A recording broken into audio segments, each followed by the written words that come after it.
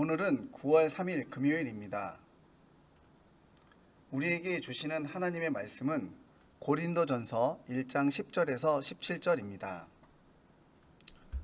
형제들아, 내가 우리 주 예수 그리스도의 이름으로 너희를 권하노니 모두가 같은 말을 하고 너희 가운데 분쟁이 없이 같은 마음과 같은 뜻으로 온전히 합하라. 내 형제들아, 글로이 지편으로 너희에 대한 말이 내게 들리니 곧 너희 가운데 분쟁이 있다는 것이라.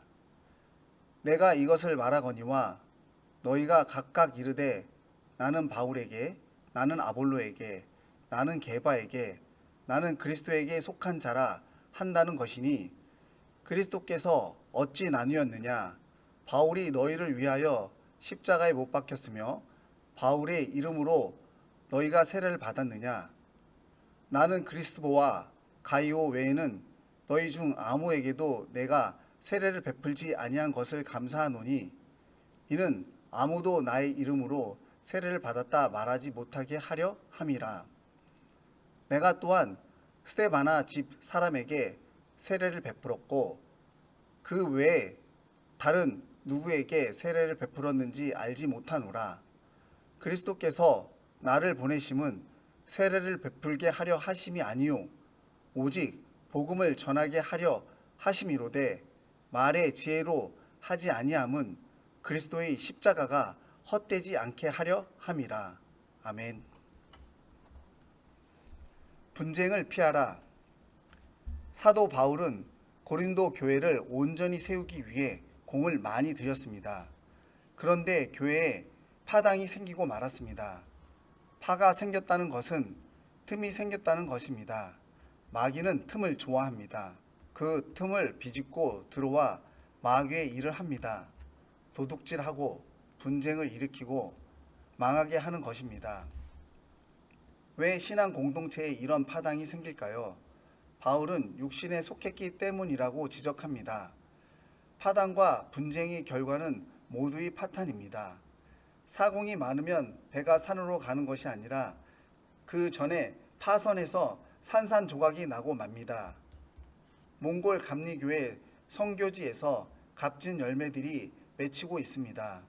4년 전부터 독립된 몽골 감리교회의 핵심 동력이 될 현지 목회자들이 세워지고 있습니다. 그런데 한국에서 안수를 받으니 제3국가에서 안수를 받으니 그리고 현지에서 안수를 받은 이들 간에 작은 틈이 생겼습니다.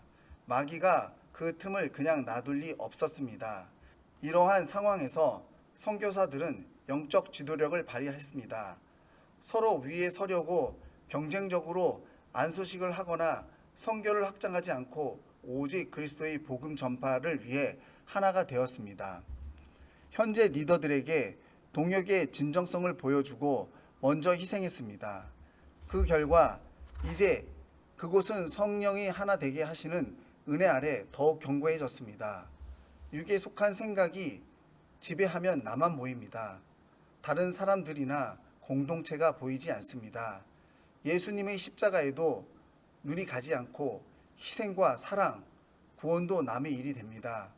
성경은 확언합니다. 육신의 생각은 사망이요 영의 생각은 생명과 평안이니라.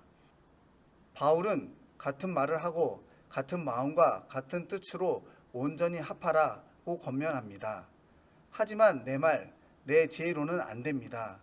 오직 그리스도의 십자가로 가능합니다. 십자가가 하나님의 지혜와 능력이기 때문입니다. 육신의 생각은 상대방을 죽여야 내가 살고 빛난다고 하지만 십자가는 나를 죽이라고 합니다. 나를 죽여야 너와 나 모두가 살 수 있습니다. 은사도 많고 일꾼도 많았던 고린도 교회도 분쟁이 생기자 무력해졌습니다. 복음의 문이 막혔습니다. 교회는 분쟁을 피해야 합니다. 그리스도의 십자가로 육은 죽고 영이 살아날 때 분쟁을 이기고 화목하여 복음을 힘차게 전하는 건강한 공동체를 이룰 수 있습니다. 영의 생각으로 생명과 평안을 이루고 있습니까? 기도하겠습니다. 사랑의 주님, 주님께서 짊어지신 십자가가 화목인 줄 믿습니다. 십자가를 통해 육신을 죽이고 마귀의 분쟁을 이겨 화목하고 건강한 신앙 공동체를 이루게 하옵소서. 같은 말과 같은 마음, 같은 뜻으로 오직 주의 복음을 힘차게 전하게 하옵소서. 예수님의 이름으로 기도합니다. 아멘.